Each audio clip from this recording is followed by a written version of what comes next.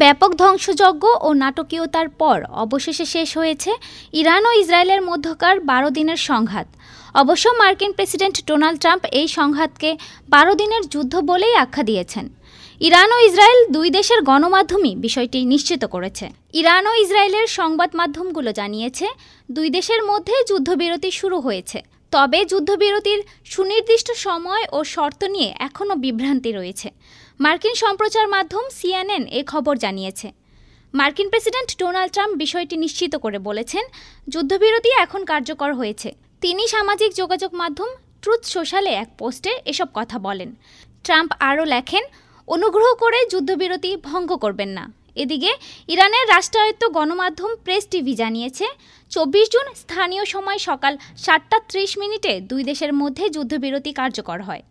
এই সংঘাতে ইরানে কয়েকশো মানুষ এবং ইসরায়েলের ২ ডজনের বেশি মানুষ নিহত হয়েছে। এছাড়াও উভয় দেশেই বিপুল সংখ্যক স্থাপনা পরস্পরের হামলায় বিধ্বস্ত হয়েছে। ডেস্ক রিপোর্ট, আজ বার্তা।